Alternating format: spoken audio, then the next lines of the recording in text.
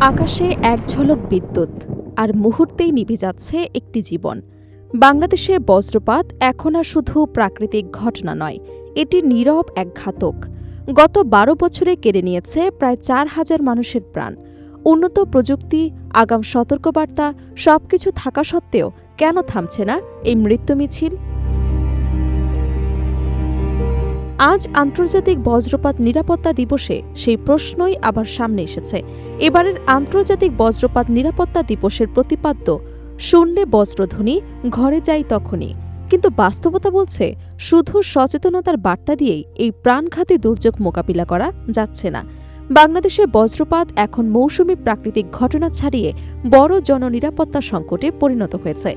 সরকারি তথ্য অনুযায়ী গত ১২ বছরে বজ্রপাতে প্রাণ হারিয়েছেন ৩,৮৬০ জন, অর্থাৎ প্রতি বছর গড়ে ৩০০ থেকে ৩৫০ জনের বেশি মানুষ এই দুর্যোগের শিকার হচ্ছেন।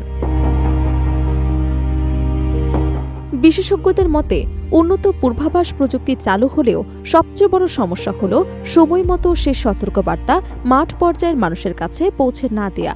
সবচেয়ে বেশি ঝুঁকিতে রয়েছে দেশের হাওড়াঞ্চল। বিস্তীর্ণ খোলা মাঠ, জলাভূমি নির্ভর জীবিকা, কৃষিকাজ এবং নিরাপদ আশ্রয়ের অভাবে নেত্রকোনা, সুনামগঞ্জ এবং মৌলভীবাজার এখন বজ্রপাতের হটস্পট হিসেবে পরিচিত। জলবায়ু পরিবর্তনের প্রভাব এবং মৌসুমি আবহাওয়ার পরিবর্তনের কারণে এসব অঞ্চলে ঝুঁকি আরও বেড়েছে বলে মনে করছেন গবেষকরা। দুর্যোগ ব্যবস্থাপনা অধিদপ্তরের তথ্য অনুযায়ী বাংলাদেশে প্রতি বর্গ কিলোমিটারে বছরে গড়ে ৮২.৪৪টি বজ্রপাত ঘটে। বিশ্বের কিছু দেশে বজ্রপাতের ঘনত্ব আরও বেশি হলেও উন্নত অবকাঠামো, কার্যকর আগাম সতর্কতা এবং নিরাপদ আশ্রয় ব্যবস্থার কারণে সেখানে প্রাণহানি অনেক কম। বিপরীতে বাংলাদেশের সবচেয়ে বেশি প্রাণ হারাচ্ছেন খোলা মাঠে কাজ করা কৃষক, জেলে এবং প্রান্তিক জনগোষ্ঠীর মানুষ।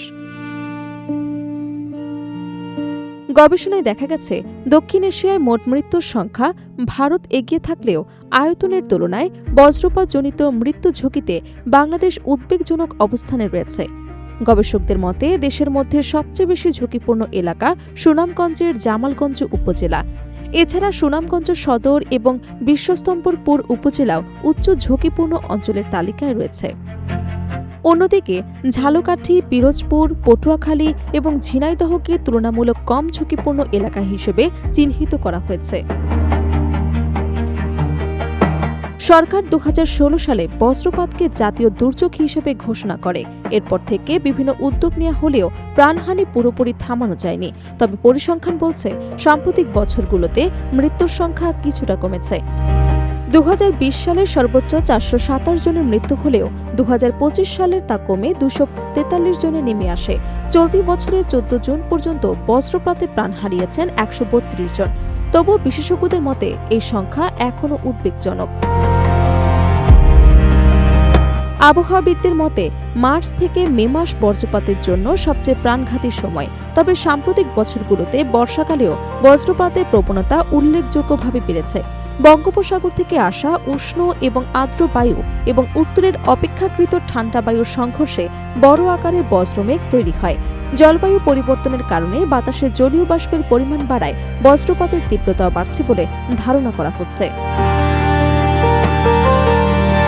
বর্তমানে স্যাটেলাইট এবং আধুনিক প্রযুক্তির মাধ্যমে ১ থেকে ৪ ঘণ্টা আগে বজ্রপাতের পূর্বাভাস দেওয়া সম্ভব হচ্ছে।